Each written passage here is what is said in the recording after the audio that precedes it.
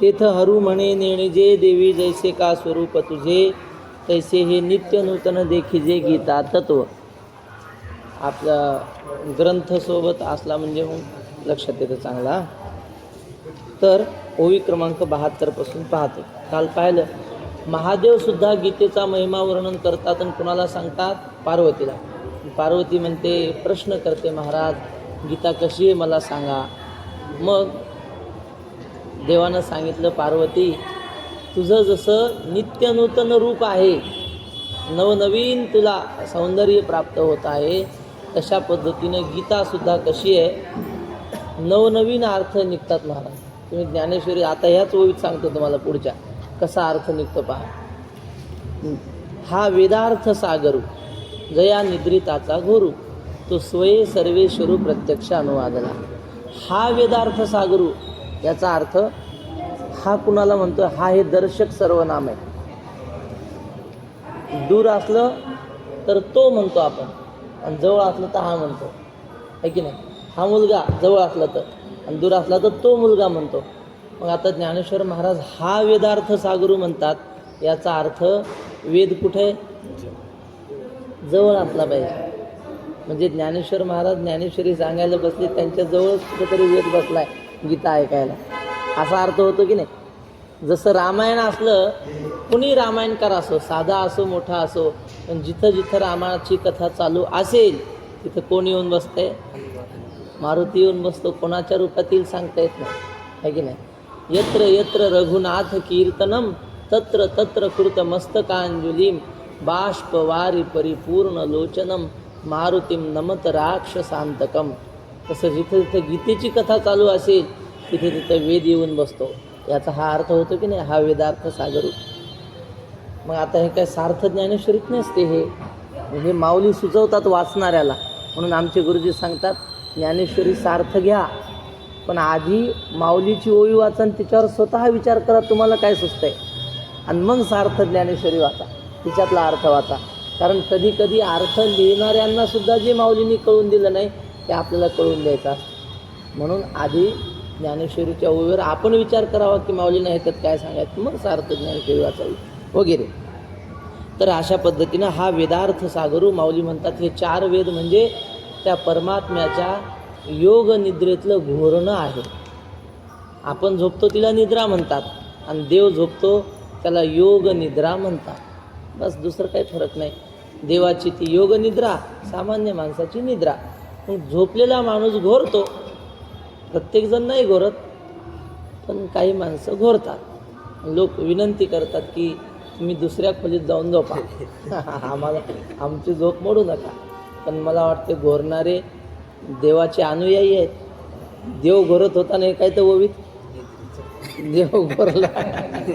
मग असं घोरणाऱ्याला नाव ठेवू नका, मग देवाला नाव ठेवल्यासारखं होईल.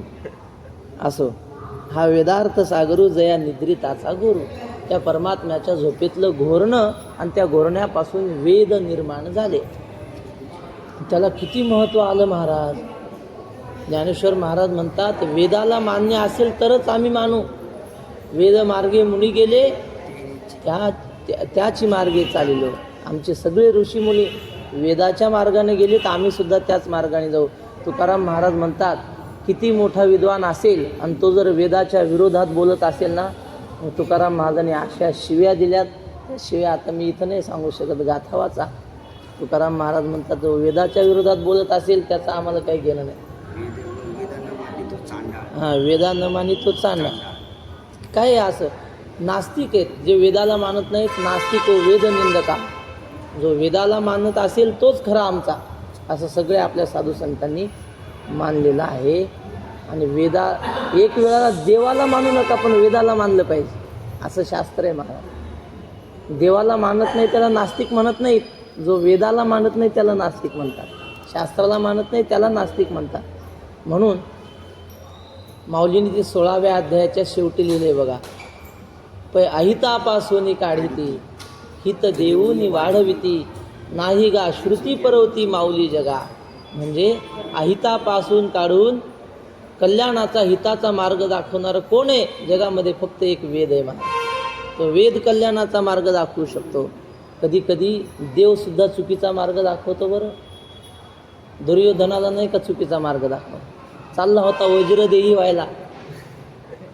त्याच्या आईनं गांधारीने सांगितलं, कपडे काढून ये, तुझ्याकडे पाहिलं की तुझा लोखंडाचा पूर्ण देह होईल, वज्राचा, लोखंडाचा नाही वज्राचा.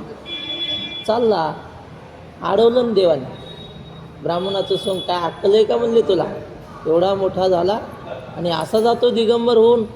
कपडे घाल, निदान कंबर तरी झाकली, तेवढीच जागा राहिली. देवानं मार्ग दाखवला, पण मग कल्याण झालं का त्याचं, वाटोळ झालं ना. म्हणजे देव कधी कधी चुकीचा मार्ग दाखवू शकतो. आणखी खरं उदाहरण सांगू, बौद्ध अवतार आहे, बौद्ध 10वा आहे ना, 9वा. मग तो बौद्ध अवतार, आणि त्याने सगळं नास्तिकच दर्शन लिहिलं ना. बौद्ध धर्म म्हणजे काय, नास्तिक आहे, वेदाला मानत नाही. बरं, अवतार कोणाचा आहे, देवाचा, पण तत्वज्ञान नास्तिकाचं. म्हणजे देव चुकीचा मार्ग दाखवू शकतो हे सिद्ध होतं की नाही. मग देवावर विश्वास नाही, एक तर संतावर नाही तर वेदावर. वेद कधी चुकीचं सांगणार नाही, आणि संत बोलती ते खरे, साच मानावी उत्तरे. सांगण्याचं तात्पर्य, वेद हा अत्यंत महत्त्वाचा आहे. आपल्या वैदिक तत्त्वज्ञानाचा, हिंदू धर्माचा पाया वेद आहे. वैकुंठवासी वक्तेबाबा म्हणायचे, खरा धर्मग्रंथ म्हणजे वेद. आपण म्हणतो गीता, पण खरा धर्मग्रंथ आपला वेद आहे. अशा प्रकारचा वेद, एवढा महत्त्वाचा वेद देवाच्या घोरण्यातून प्रगट झाला. घोरण्यात काय असतं, पण त्याच्या घोरण्यातून वेद प्रगट होतो. आणि तो माणूस जागा झाल्यावर जरा शुद्धीवर येऊन, चांगल्या प्रकारे शुद्धीवर येऊन आपल्या भक्ताचा उद्धार व्हावा म्हणून बोलतो. मग त्याचं बोलणं किती महत्त्वाचं असेल. ज्याचं घोरणं एवढं महत्त्वाचं, त्याचं बोलणं किती महत्त्वाचं, तेच माऊली लिहितात बघा ना. हा वेदार्थ सागरू, जया निद्रिताचा घोरू, तो स्वये सर्वेश्वरू प्रत्यक्ष अनुवादला. तो सर्वेश्वर, जगाचा मालक, तो प्रत्यक्ष या ठिकाणी बोलला. म्हणून श्री गुरु डॉक्टर महाराजांनी असं लिहिलं आहे. ते म्हटले, वेद म्हणजे श्रुती. ही श्रुतीच आहे, पण ती अस्पष्टार्थबोधक आहे. म्हणजे झोपलेल्या अवस्थेत देवाच्या घोरण्यातून निघालं आहे. त्यामुळं वेदाचे अर्थ सहज लागत नाहीत, सहजासहजी मंत्राचे अर्थ लागत नाहीत, पण ते अस्पष्ट अर्थबोधक आहेत. आणि गीता म्हणजे काय, जागृत श्रुती आहे, जागृतपणात निर्माण झालेला तो वेद आहे. त्यामुळं स्पष्टार्थबोधक आहे. वेद हे शब्द लक्षात ठेवा. वेद ही सुद्धा श्रुतीच आहे, पण ती सौषुप्त श्रुती, म्हणजे झोपेत निर्माण झालेली श्रुती. आणि गीता ही सुद्धा श्रुती आहे, पण ती कशी, जागृत श्रुती आहे, जागेपणात निर्माण झालेली.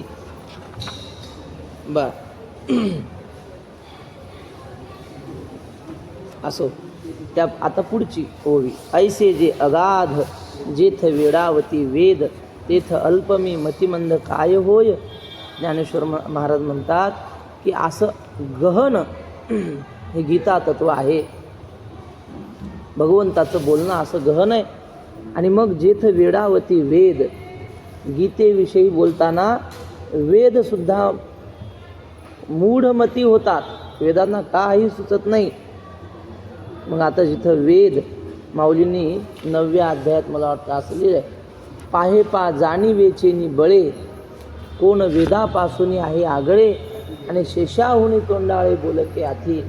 ज्ञानाच्या बाबतीत वेदा इतकं श्रीमंत कोणीच नाही, वेदा इतकं विद्वान कोणीच नाही जगात. पण असा वेदसुद्धा गीतेवर बोलण्यासाठी जेव्हा बसतो किंवा प्रवृत्त होतो, तेव्हा तो गप्प बसतो, काय बोलावं काही सुचत नाही. बघा, वेडावती, वेडावती म्हणजे स्तब्ध होतो वेद, बोलता येत नाही वेदाला. मग अशा गीतेवर मी अल्प, मी मतिमंद काही होय, मी अल्प आहे, मतिमंद आहे, मी काय बोलणार गीतेविषयी, असं माऊली म्हणतात. आता माऊली मतिमंद आहेत का? तुकाराम महाराजाला विचारा बरं, माऊली कसे आहेत. तुकाराम महाराज म्हणतात, ज्ञानी यांचा राजा गुरु महाराज म्हणती ज्ञानदेव तुम्हा ऐसे. नाथ महाराजांना विचारा, ते म्हणतात, ज्ञानी यांचा शिरोमणी वंद्य जो का पूज्य स्थानी, चिंतकाचा चिंतामणी ज्ञानोबा महाराज. तिकडं ते ज्ञानी यांचे शिरोमणी. माऊली मतिमंद म्हणून घेतात. मतिमंद कुणाला म्हणतात, मला काही कळत नाही, वेड्यासारखा राहतो, तसं माऊली स्वतःला म्हणून घेतात. पण हे मोठ्या लोकांची बोलण्याची पद्धत आहे. रघुवंश म्हणून काव्य लिहिलंय कालिदासांनी आणि प्रभू रामचंद्राचं सगळं वर्णन त्याच्यामध्ये केलंय. पण सुरुवातीला कालिदास म्हणतात की रामप्रभूचा विचार केला तर त्यांचा सूर्यापासून निर्माण झालेला वंश आहे, एवढा दिव्य त्यांचा वंश, आणि मी त्यांचं चरित्र लिहायला बसलो, माझी बुद्धी एवढी सामान्य, मी काय लिहिणार. क्व सूर्य प्रभो वंशः क्वचाल्प विषया मतिही तितीर्षुः दुस्तरम मोहात उडुपे नास्मी सागरम. हे कालिदास म्हणतात, जसं एखाद्या माणसाने समुद्र तरण्याची इच्छा करावी आणि त्याच्याकडे फुटकी नाव आहे पण फुटलेली आहे, आणि त्या फुटलेल्या नावेत बसून तो समुद्राच्या पलीकडे चालला, जाऊ शकेल का? फुटलेल्या नावेत बसून समुद्राच्या पलीकडे जाता येईल का? नाही जाता येत.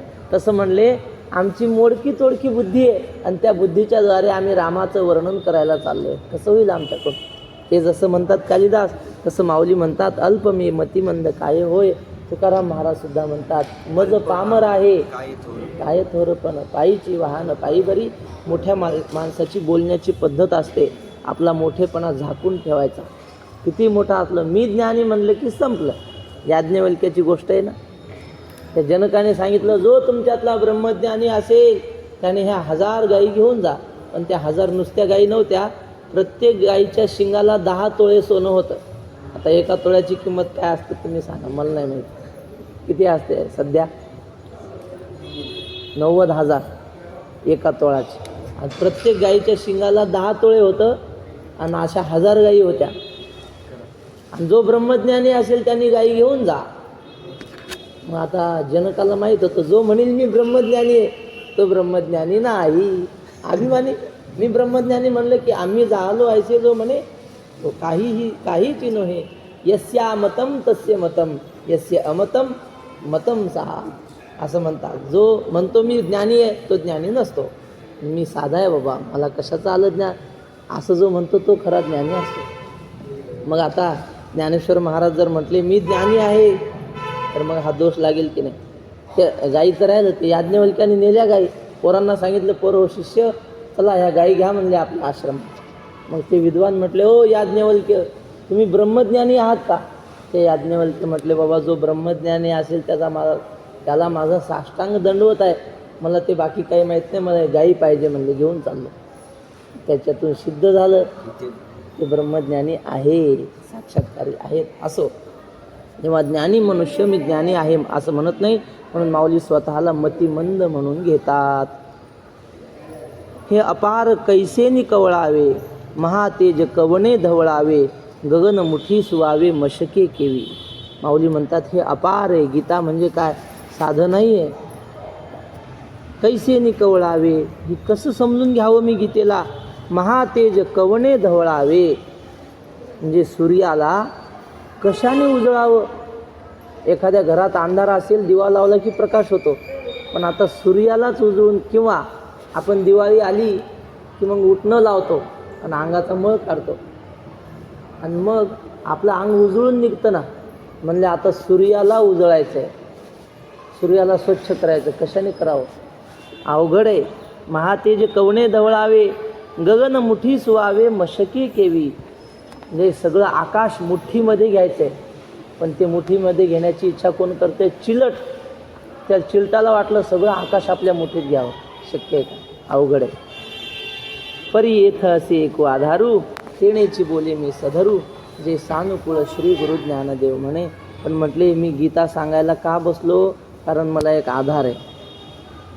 तेणेची बोले मी सधरू, मी धैर्याने तुमच्यासमोर बोलायला बसलो याचं कारण मला एक आधार आहे, आणि तो आधार असा आहे, जे सानुकूळ श्री गुरु ज्ञानदेव म्हणे.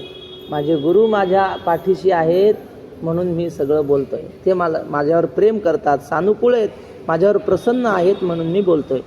सानुकूळ म्हणजे काय? अनुकूल, प्रसन्न असणे. एरवी तरी मी मूर्खू जरी जाहला अविवेकू तरी संत कृपा दीपकू सोज्वळू असे. तसं पाहिलं तर मी मूर्ख आहे, म्हणजे बोलून चालून मी सामान्य मूर्ख माणूस आहे, पण संत कृपा दीपको सोज्वळू असे. पण संतांच्या कृपेचा दीप, त्या दिव्याने मला ज्ञानरूपी प्रकाश दिलेला आहे. मूर्ख कोणाला म्हणतात? सहज आठवलं म्हणून सांगतो. ज्याला स्मरण राहत नाही, काही कळत नाही, काल काय जेवण केलं ते लक्षात राहत नाही. एक आपले असे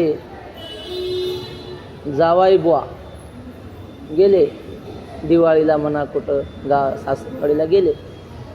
मग आता सकाळची वेळ, सासूने नाश्त्याला केलं ते धिरडं केलं. धिरडच म्हणतात ना सगळीकडे, धिरडच आहे. आणि मग ते काय त्याला नारळाची चटणी, अमुक दही वगैरे काय असतं ते केलं सगळं. आणि त्याला ते एवढा नाश्ता आवडला, त्याने कधी खाल्लंच नव्हतं ते. तो म्हणे मामी ह्याला काय म्हणतात हो? ती म्हणे ह्याला धिरडं म्हणतात. मग त्याने ते घोकणं सुरू केलं. त्याला माहिती आहे आपल्या लक्षात राहत नाही, ते धिरडं धिरडं धिरडं धिरडं म्हणतच राहिला. निघाला गावाकडे यायला. आणि मग रस्त्यामध्ये चालत चालत येताना ओढा होता, त्या ओढ्यातून चालत पलीकडे जायचं. चालू लागला पाण्यातून, खडक होता, त्या खडकावून पाय घसरला. ते घसरलं आणि आपटलं, पण घसरलं तिथंच विसरलं ते. त्याच्या लक्षात गेलं ना, ते मंत्र चालू होता ते. पुन्हा बाहेर आलं ओढ्याच्या, पण आपण काहीतरी म्हणत होतो गड्या, आपण ते विसरलं म्हणे. आता काय करा, आला घरी आणि त्या बायकोला म्हणे तुझ्या आईनं केलं ते कर म्हणे नाश्त्याला. म्हणजे आईनं काय केलं ते सांगा ना. काय तुम्हाला रवा केला होता, गहू पीठ केलं होतं का, काय म्हणतात पोहे केले होते, काय केलं ते सांगा. ते म्हणे ते नाही का तुझ्या आईनं केलं होतं. अहो ते आईनं केलं, पण काय केलं सांगा. तर म्हणे ते नाही आठवत, पण आईनं केलेलं कर. ते म्हणे तसं कसं काय करता येईल. आणि जे दोघाचं भांडण लागलं तो मारायला लागला तिला. आणि मग मारायला लागल्यावर ती रस्त्यावर बाहेर आली. शेजारची म्हातारी आली, तिनं पाहिलं. ती म्हणे गाढवा किती मारलं पोरीला, बघ पोरीची पाठ कशी धिरड्यावानी झाली. तर म्हटलं हा धिरडं पाहिजे. म्हणजे काल खाल्लेलं ज्याला आठवत नाही त्याला मूर्ख म्हणतात. माऊली तसे आहेत का? नाही महाराज. पण असं आहे, कबीर महाराजांनी असं लिहिलंय, बडा बडाई ना करे, बडा न बोले बोल, हिरा मुख से ना कहे लाख हमारा मोल. मोठा माणूस स्वतःचा मोठेपणा तोंडाने सांगत नाही. हिरा कधी म्हणत नाही माझी लाख रुपये किंमत आहे, असं तो कधी म्हणत नाही. तसं माऊली म्हणतात, एरवी तरी मी मूर्खू, जरी जाहला अविवेकू, तरी संत कृपा दीपको सोज्वळू असे. तुलसीदास महाराजांचं काहीतरी आहे बघा, तुलसी तुलसी क्या कहे, तुलसी बनती पात, हो गई कृपा राम की तो बन गए तुलसीदास. ते म्हणजे तुळशी तुळशी म्हणजे काय, झाडाचं पान ते का, पण रामाची कृपा झाली तर जगविख्यात झाली तुलसीदास. तसं म्हटले ज्ञानेश्वर महाराज म्हणतात, मी सामान्य, पण माझ्यावर संतांची कृपा झाली, संत कृपा दीपकू सोज्वळू असे. गावबा होता पैठणला, काय खायचा काही नाही, त्याला गोड खावा वाटायचं रोज. मुक पोरगं होतं, मुक. आईनं काहीतरी सण होता, पुरणपोळ्या केल्या, त्या आवडल्या त्याला. तो दुसऱ्या दिवशी मागायला लागला, तेच पाहिजे म्हणे, कालचं नाही तर जेवत नाही. दुसऱ्या दिवशी जरा असं पुरण होतं, 1-2 पोळ्याचं काढून ठेवलं, शिल्लक राहिलेलं, पोळी केली, खाऊ घातली. पोरगा तिसऱ्या दिवशी म्हणे तेच पाहिजे, नाही तर जेवणार नाही. आता रोज कुठून आणणार पुरणपोळी, गरिबाचं घर. मग आता 2 दिवस झालं पोरगं काही खाईना, काही पिईना. मग तिला कोणीतरी सांगितलं, अगं त्या नाथाच्या वाड्यात रोज देवाला पुरणपोळीचा निवद असतो. मग ठीक आहे म्हणली, त्याला घेऊन गेली पोराला. नाथ महाराजांना म्हटली, महाराज आमचं पोरगं रोज पुरणपोळी मागतंय आणि तुमच्या वाड्यात रोज पुरणपोळी निवदाला होती असं म्हणतात, तेवढं आमच्या पोराला बघा बुवा सांभाळता आलं. ठेवा म्हणले, काही हरकत नाही. मग हा गावबा तिथं राहिला. कशासाठी? पुरणपोळ्या खायासाठी. बरेच असे असतात. पण तुम्हाला खरं सांगतो, चातुर्मासाला पंक्ती खाण्यासाठी जरी आला तरी त्याचं कल्याण झाल्याशिवाय राहत नाही. ज्ञानेश्वर महाराज म्हणतात, रोषे निघाले अवतटे, लागले द्वारकेची वाटे, ते शिनेपरी सुनाटे नवचती पदे. रुसून एखादा पंढरपूरला आला ना तरी त्याचं कल्याण होतं. मग तसं तो पुरणपोळ्या खायसाठी राहिला, मुका पोरगा. गावबा काही नाही, 2च कामं करायचं, गिळायचं आणि लोळायचं, खायचं झोपायचं. त्याला जेवलं की झोप लागायची, झोपेतून उठलं की भूक लागायची. बस 2च काम झालं. करत राहिला. नाथ महाराजाचं रामायण चालायचं हे जवाड्यात. हे लोक रामायण ऐकायला. लोक कशासाठी यायचे? रामायण झालं की किलो साखर आणि 1 किलो डाळ भेटायची. जेवढे लोक येतील किलोभर साखर डाळ येऊन जा. मग काय गर्दी कमी, हे वाडा भरून जायचं. आणि हा गावबा तिथं ऐकायला. पण मग काय सहज त्यांच्या ऐकता गोष्टी परमार्थ पोटी दृढावी. आणि ते पोथी ऐकत एक दिवशी नाथ महाराज श्रोत्यांना म्हणले, हे पा, मी तुम्हाला रामायण सांगायला बसलो, पण मला दिसतंय की आता आमचं आयुष्य संपत आलं, माझ्याकडून काय रामायण पूर्ण होऊ शकत नाही. लोक म्हटले, महाराज तुम्ही सांगत नाही, आम्हाला रामायण कोण सांगेन? हा गावबा सांगेन म्हटले. लोक खाली बघून हसायला लागले. अहो, त्याला खाण्याशिवाय झोपण्याशिवाय दुसरं काही कळत नाही, आणि तो रामायण सांगेन काय? जा बघू तर खरी म्हणले, काय होईल ते होईल. दुसऱ्या दिवशी आले. नाथ महाराजांनी त्याला जवळ घेतलं, त्याच्या डोक्यावर हात ठेवला, कृपा कटाक्षे न्याहाळिले आणि आपुले पदी बैसवले. बस म्हणले व्यासपीठावर. आणि बसला महाराज. असं काही अस्खलित रामायण सांगितलं. अजूनही तुम्ही पहा, नाथ महाराजांनी सांगितलेले अध्याय आहेत आणि नंतर गावबाचे अध्याय आहेत. पण एखाद्या विद्वानाला जर अर्थ लावायचा म्हणलं, दोन्ही सारखेच, त्याला भेदच करता येणार नाही की हे गावबाचं आणि नाथ महाराजाचं आहे. त्या वेड्या मुक्या पोरांनी रामायण सांगितलं. कोणाची शक्ती आहे? संत कृपा दीपको सोज्वळू असे. असं ज्ञानेश्वर महाराज म्हणतात, माझ्यावर सुद्धा संतांची कृपा आहे, म्हणून मी हे सगळं सांगू शकतो. संत कृपा दीपको सोज्वळू असे. लखलखीत असा संत कृपारूपी दिवा आहे. लोहाचे कनक होये, हे सामर्थ्य परिसीच आहे, की मृत ही जीवितला आहे अमृत सिद्धी. लोहाचं सोनं होतं, पण कशाने? जर परीस भेटला तर. कुठे भेटतात परीस?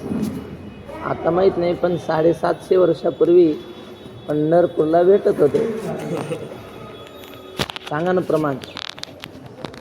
प्रत्यक्ष प्रचित हे वाळवंट परीस केले, हारपली विषमता द्वैत बुद्धी निरसली.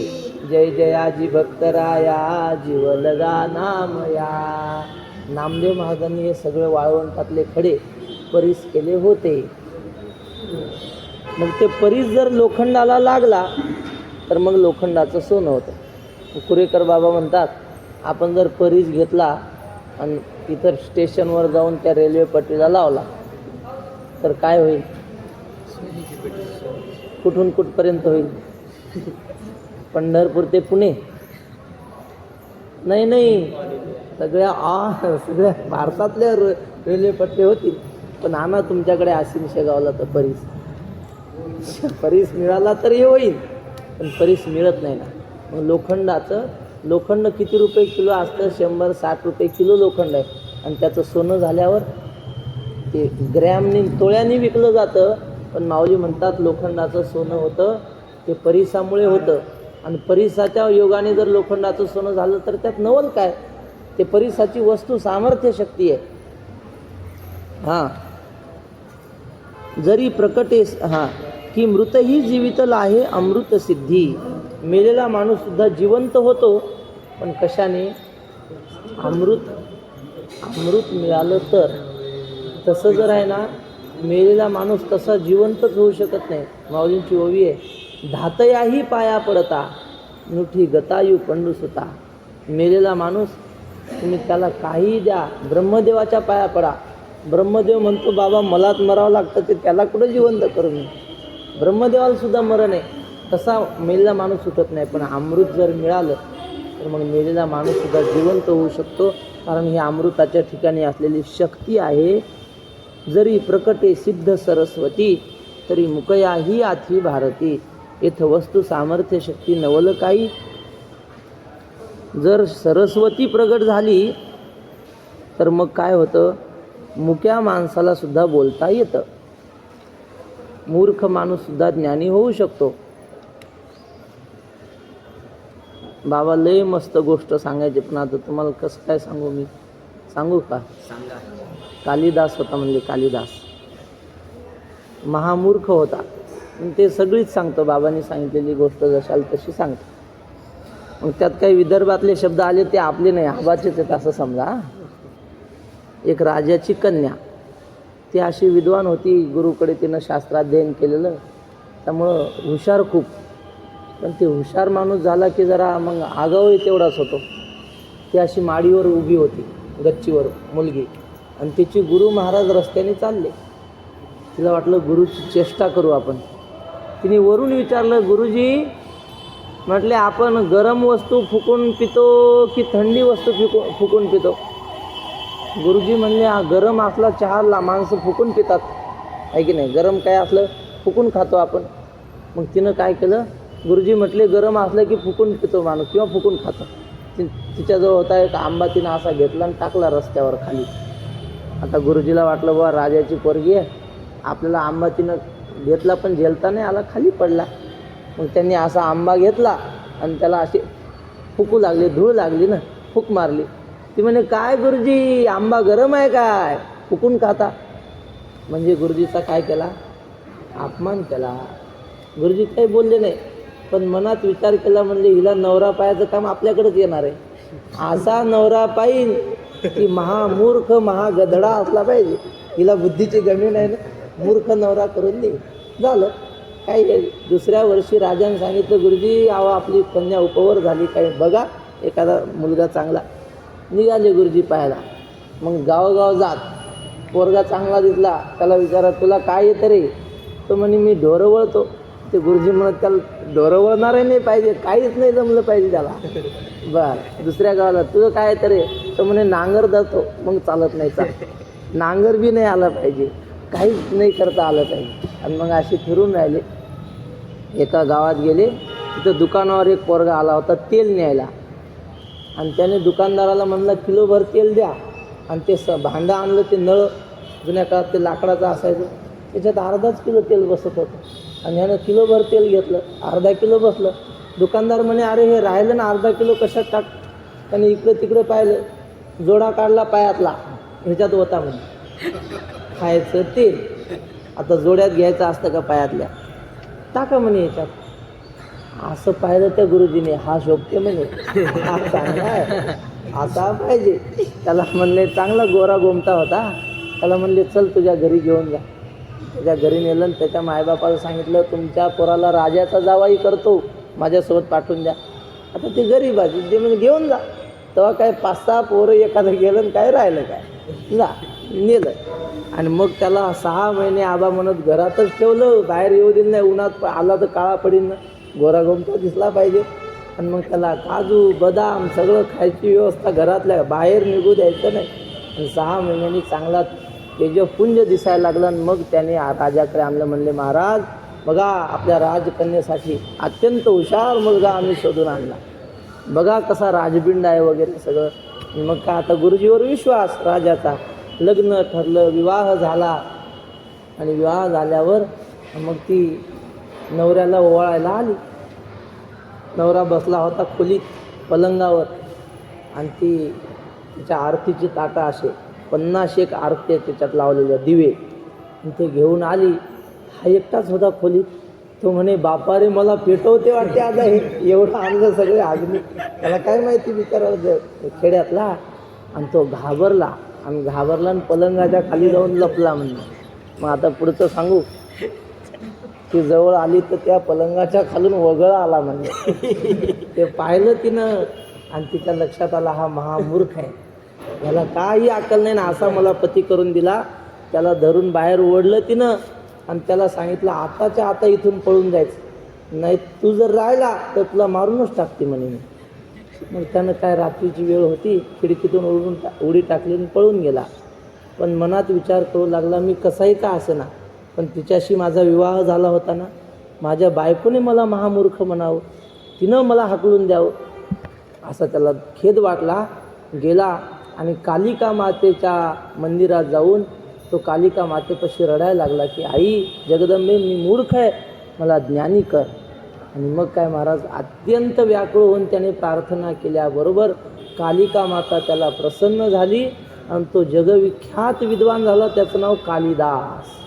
महामूर्ख होता, पण कोण झाला? उपमा कालिदासस्य भारवेरर्थ गौरवम दंडिनः पदलालित्यम माघे संती त्रयो गुणः. म्हणजे उपमा द्यावी तर कालिदासानीच द्यावी, असा कालिदासाची कीर्ती झाली. कसा होता तो? महामूर्ख होता, पण कोणाच्या कृपेने झाला? त्या देवीच्या कृपेने. मग कालिका असो सरस्वती असो, देवीच आहे ती. तसं ज्ञानेश्वर महाराज म्हणतात, जर सरस्वती प्रगट झाली, तिनं जर एखाद्या मुक्या माणसाला आशीर्वाद दिला, तो जर बोलायला लागला, तर त्यात आश्चर्य काय? ती सरस्वतीची वस्तू सामर्थ्य शक्ती आहे. तरी मुकया ही आठी भारती, येथ वस्तू सामर्थ्य शक्ती नवल काही. त्या वस्तूच्या ठिकाणी असलेलं ते सामर्थ्य आहे, त्यात नवल काय आहे? का जया ते कामधेनू माये, तयासी अप्राप्य काही आहे. म्हणून मी प्रवर्तो लाहे ग्रंथी इये. ही ओवी अत्यंत महत्त्वाची, पाठच करून ठेवायची. तुमच्याला पाठही असेल तुम्हाला सगळ्यांना.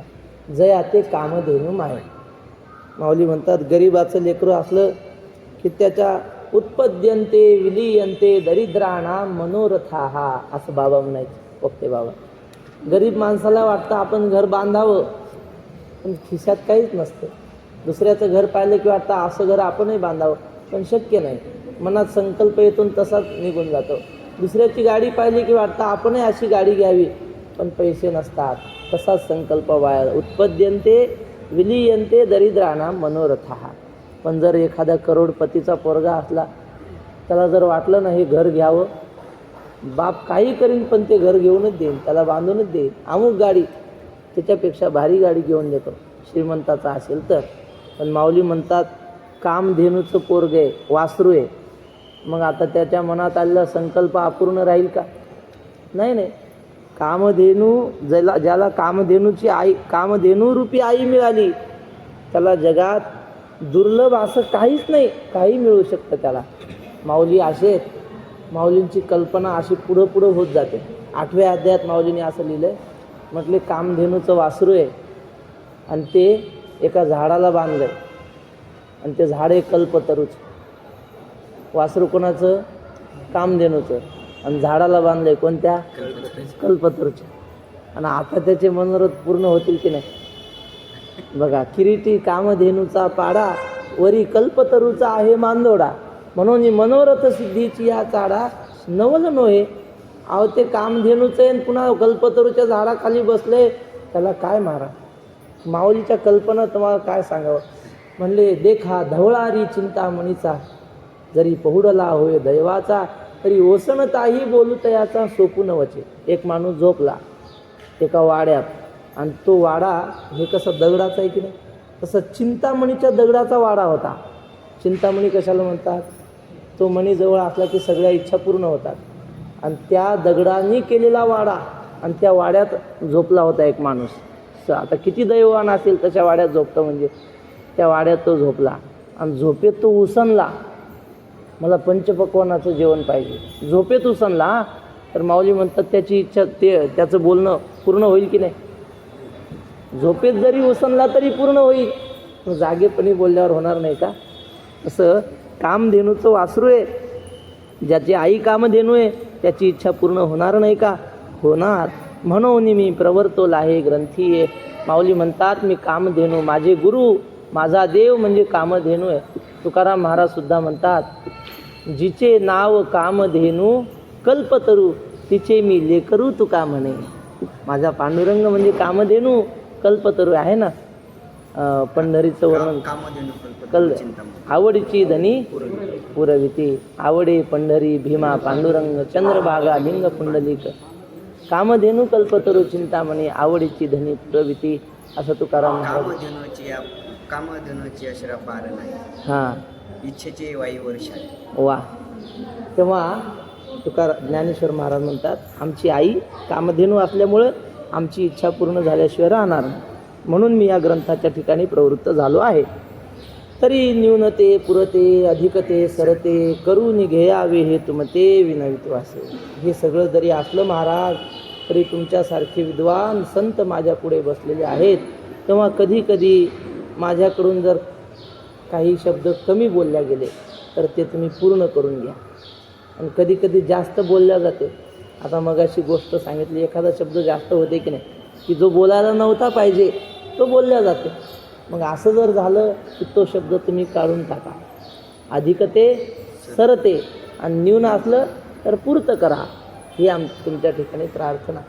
मोठ्या लोकांची असं असतं कीर्तनाच्या सुरुवातीला आणि शेवटीसुद्धा ते म्हणतात जे योग्य असेल ते सद्गुरूंचं आहे आणि अयोग्य असेल ते माझ्या बुद्धीचे दोष समजून मला परत करा.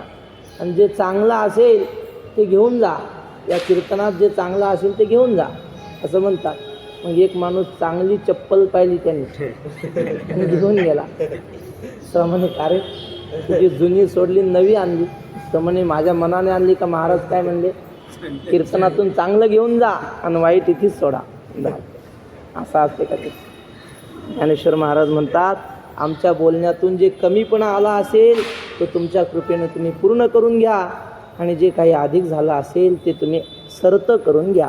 न्यूनते पुरते अधिकते सरते करून घ्यावे हे तुमते विनवित असे मी तुम्हाला विनंती करतो. आता देई जो अवधान तुम्ही बोलविल्या मी बोलेन जैसे चेष्टे सूत्राधीन दारुयंत्र. आता मात्र तुम्ही सगळ्यांनी अवधान द्यावं. तुम्ही जर माझ्याकडून बोलवून घेतलं तर मी बोलणार. तुकाराम महाराज म्हणतात मी बोलतो म्हणजे तुम्हाला माझ्या मुखातून येताना दिसतंय पण ते बोलणं माझं नाही. साळुंकी मंजूळ बोलत सेवानी शिकविता धनी वेगळाची. साळुंकी मंजूळ बोलत सेवानी. तसं तुकाराम महाराज म्हणतात की कोकिळा सुंदर गायन करते तिला शिकवणारा देव वेगळा आहे. तसं आमच्या मुखातून हे अभंग बाहेर पडतात पण हे आमचे शब्द नाहीत. तुकाराम महाराजांनी काकड्याच्या अभंगात म्हणले तुका म्हणे माझी कोणी वदविली वाणी प्रसादा वाचुनी तुमची या विठ्ठला. तसं माऊली म्हणतात मी बोलणार नाही तुम्ही माझ्याकडून बोलवून घ्या. श्री गुरु कुरेकर बाबा सांगतात वक्ता कीर्तनकार प्रवचनकार जेव्हा बोलत असतो ना ते 90% श्रोते बोलवून घेत असतात आणि 10% त्याची बुद्धिमत्ता असते. मग कधी कधी पहा ना आपल्या मनी ध्यानी नसतं ते इथं बसल्यावर आठवते. हे कुणाची कृपा असते? ऐकणाऱ्या श्रोत्यांची. तुम्ही संत माझी आकडा जिठीचा कराल बहुडा तरी तुम्हा माने एवढा होईन मी. तेव्हा माऊली म्हणतात मी बोलणार नाही तुम्ही बोलविल्या मी बोलेन जैसे चेष्टे सूत्राधीन दारूयंत्र. दारूयंत्र म्हणजे लाकडाच्या बावल्या असतात. जुन्या काळात ते खेळ होता. मग त्या बावल्या अशा नाचायच्या म्हणजे त्यांना नाचवायचा तो माणूस असे बोटं हलवून वरून. आम्ही पाहिला तो खेळ तुम्ही तो पाहिलाच असेल. मग तो असं तो बावल्यांना नाचवतो दोरे बांधून बारीक दोरे असतात. मग त्या बावल्या पाहणाऱ्याला वाटतं बावली नाचते पण बावली नाचते का बावलीला नाचवतो कोणीतरी? नाचवतो. कशाने? दोऱ्याने. सूत्राधीन दारू म्हणजे लाकूड. लाकडाच्या बावल्या नाचतात त्या सूत्राने. तसं माऊली म्हणतात आम्ही ग्रंथ सांगतो तुमच्या आधाराने सांगतो. तुम्ही आमच्याकडून सांगून घेता. जैसे चेष्टे सूत्राधीन दारूयंत्र. चेष्टे म्हणजे काय? नाचत्या त्या बावल्या. तैसा मी अनुग्रहितू साधूंचा निरूपितू ते आपुला परी अलंकारितू बलतया परी. त्याप्रमाणे मी साधू संतांचा अनुग्रहित आहे. त्यांनी माझ्यावर कृपा केलेली आहे. आणि आणखी कसं आहे? निरूपितू म्हणजे काय? निरोप घेऊन आलो म्हणजे मी काय माझ्या मनाचं सांगणार नाही. जे व्यासांनी महाभारतात सांगितलं ते मी सांगणार आहे. तू का म्हणे मज धाडिले निरोपा. आता हे प्रमाण म्हटलं की आबाची गोष्ट आठवते. बाबा म्हणले पोस्टमन असतो पोस्टमन. तो पोस्टमन पत्र घेऊन आला एका साहेबाच्या घरी. तो साहेब असा होता लग्नाला 20 वर्ष झाली पण मूलबाळ काहीच नाही. पण देवाच्या कृपेने नवसा सयाशाने पत्नी बाळातपणाला गेली देवाच्या कृपेने आणि त्याला पुत्रप्राप्ती झाली. ते पत्र आलं होतं आणि ते पत्र घेऊन पोस्टमन आला. साहेबांनी ते पत्र पाहिलं आणि एवढा आनंद झाला. ऐकता ना तुम्ही? पत्र वाचल्यावर एवढा आनंद झाला. साहेब म्हणला पोस्टमन दादा जरा थांबा मी आत्ता जाऊन येतो बाजारात. तर म्हणे अहो मला कशाला थांबवता मला पुढचे पत्र वाटायचे जाऊ द्या. नाही नाही नाही नाही अहो म्हणले तुम्ही एवढी आनंदाची बातमी आणली. तो साहेब गेला 5,000 रुपयाचा म्हणजे शाल आणली भरजरी त्याच्यात चांदी मडवलेली अशी शाल पोस्टमनचा सत्कार करायला आणि 2,000चा हार आणला 5,000चे पेढे. तुम्ही म्हणाल एवढं आपल्याला काय करायचं सांगायला काय आपल्याला चालेल. 2-3 किलो कंदी पेढे, हार आणि शाल त्याचा सत्कार केला. तो पोस्टमन म्हणला अहो हे कशाला, मी माझं करतं. नाही नाही म्हणले, तुम्ही आनंदाची बातमी आणली, तुमचा सत्कार. मग आता एवढा सत्कार केला, त्याला दक्षिणा दिली, पोस्टमन निघून गेला. पण 10-15 दिवसांनी दुसरं एक पत्र आलं आणि ते पत्र असं होतं की साहेब आम्ही खूप प्रयत्न केले, पुणे जिल्ह्यातले सगळे दवाखाने, कोल्हापूर जिल्ह्यातले सगळे दवाखाने पालथे घातले, पण गुण आला नाही. आपलं पोरगं काळाने हिरावून नेलं, म्हणजे पोरगं मेलं असं पत्र घेऊन आला पोस्टमन. साहेबांनी पत्र वाचलं आणि वाड्याचा दरवाजा बंद केला. घरात गेला आणि अशी काठी काढली लांबच्या लांब. कशाला? पोस्टमनचा सत्कार करायला. आणि असा बडवला पोस्टमन. तो म्हणे अहो मला का मारता? तो म्हणे असं पत्र आणत असतात का? तो म्हणे यपा ते पत्रात काय लिहिलं मला काही माहीत नाही. ज्याचा पत्ता तिथे आहे, म्हणजे बाबा म्हणे ज्याचा पत्ता तठी आहे त्याच्या पत्त्यावर नेऊन देणं एवढंच माझं काम आहे. त्या पत्राशी माझं काही घेणं देणं नाही. तसं ज्ञानेश्वर महाराज म्हणतात ते काय सांगितलं, कुणाला सांगितलं मला माहीत नाही. त्या ऋषीमुनींनी जे सांगितलं ते तुमच्यापर्यंत पोहोचवणं एवढंच आमचं काम आहे. निरूपितू म्हणजे त्यांचा निरोप घेऊन आम्ही आलेलो आहोत. तुका म्हणे मज धाडीले निरोपा. तसं माऊली म्हणतात मी निवृत्तीनाथांचा, मी व्यासांचा, मी शंकराचार्यांचा, शुकाचार्यांचा निरोप घेऊन तुमच्याकडे आलो. साधूंचा निरूपितू ते आपुला परी अलंकारितू बलतया परी. लहानसं लेकरू असतं, त्याला आई आंघोळ घालते, त्याचा मेकअप करते, त्याला चांगले कपडे घालते. त्या लेकराला त्याचं कौतुक असतं का? नाही. तो चांगला दिसला किंवा वाईट दिसला त्याला त्याचं काहीच नाही. आईने मेकअप केला की पुन्हा ते मातीत जाऊन लोळत आहे, त्याला काही घेणं नाही. पण ते चांगलं दिसलं पाहिजे याची काळजी कुणाला असते? आईला असते. तसं माऊली म्हणतात संत तुम्ही मायबाप आहात, आमचं बोलणं चांगलं झालं पाहिजे याची काळजी तुम्ही करायची, आम्हाला काळजी करायचं काय काम? आपुला परी अलंकारित ती त्यांच्या पद्धतीनं मला शृंगारतील, मला म्हणजे माझा शृंगार करतील, अलंकार घालतील. बलतया परी त्यांनी कशाही पद्धतीनं माझं बोलणं शृंगारित करावं असं माऊली म्हणतात. तव श्री गुरु म्हणती राही, हे तुझं बोलावे न लगे काही, आता ग्रंथा चित्त देई झडकरी वेगा. माऊली असं श्रोत्यांचं श्रीगुरूंचं वर्णन करायला लागले तेव्हा माऊलींचे डोळे भरून आले की मी हे तुमच्या कृपेनं सांगतोय, माझा अधिकार नाही. निवृत्तीनाथांनी पाहिलं की ज्ञानेश्वर महाराज बोलायला लागले, पण आता हे बोलत राहिले तर गीता दुसरीकडे राहील. तू संत स्तवनी रतसी तरी कथेची से न करसी. माऊलींचा स्वभाव आवडता विषय काय होता? संतांचं वर्णन. तुम्ही ज्ञानेश्वरीचा कुठलाही अध्याय काढा, त्यात तुम्हाला संतांचं वर्णन सापडणारच. पहिला अध्याय काय संबंध आहे संतांच्या वर्णनाचा? पण लिहिलं की नाही माऊलीने? संत कृपा दीपकू सोजूळ असे. दुसऱ्या अध्यायात स्थितप्रज्ञाची लक्षणं, चौथ्या अध्यायात कर्मयोगी, तिसऱ्या अध्यायात कर्मयोगी, चौथ्या अध्यायात ज्ञानाची लक्षणं, पाचव्या अध्यायात संन्यासाची लक्षणं, सहाव्या अध्यायात योगभ्रष्टाची लक्षणं, सातव्या अध्यायात मायेच्या पलीकडे जे गेले त्यांची लक्षणं, आणि आठव्या अध्यायात अनन्यास चिंतयंतो मा. नवव्या अध्यायात तर भक्तियोग आहेच. 10व्या अध्यायात पुन्हा संतांचं वर्णन माऊलीने त्या विभूती योगाच्या निमित्ताने केलेलं आहे. मच्चित्ता मद्गत प्राणा बोधयंत परस्परम. 11व्या अध्यायात सुद्धा शेवटी संतांचं वर्णन आहे. 12व्या अध्यायात तर सगळा भक्तियोगच आहे. हे सगळे अध्याय तुम्ही पहा संतांचं वर्णन. म्हणून माऊलींचा आवडता विषय. म्हणून निवृत्तीनाथ म्हणतात आता तुम्ही इतर विषय लांबवू नका, आता गीतेवर बोला. तो श्रीगुरू म्हणती राही म्हणजे थांबा, हे तुझं बोलावे न लगे काही, हे तुम्हाला आता बोलण्याची गरज नाही. आता ग्रंथा चित्त देई झडकरी. आता लवकरात लवकर तुम्ही ग्रंथाकडे चित्त द्या. या बोला निवृत्ती दासू पाऊनी परम उल्हासू, म्हणे परियसा मना अवकाशू. देऊन या असं श्रीगुरूंचं वचन ऐकलं. ज्ञानेश्वर महाराज म्हणतात किंबहुना स्वामी हेची पाहत होतो मी, जे श्रीमुखे म्हणा तुम्ही ग्रंथू सांग. माऊली म्हणतात मी हे सगळं का लांबवलं बोलणं? तुम्ही खालून म्हणले पाहिजे की आता गीतेवर बोला. हे ऐकायसाठीच मी थांबलो होतो.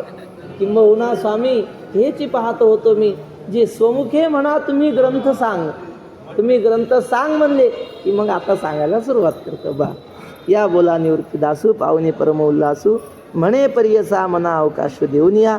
असं श्री गुरूंचं बोलणं ऐकलं आणि निवृत्तीदास म्हणजे श्री ज्ञानेश्वर महाराज अत्यंत आनंदित होऊन म्हणे परियसा मना अवकाशू देऊनिया. आता स्वस्थ चित्ताने आपण ग्रंथ श्रवण करा असं माऊली विनंती करतात. या ठिकाणी आपण थांबू. राहिलेला विषय उद्या. आता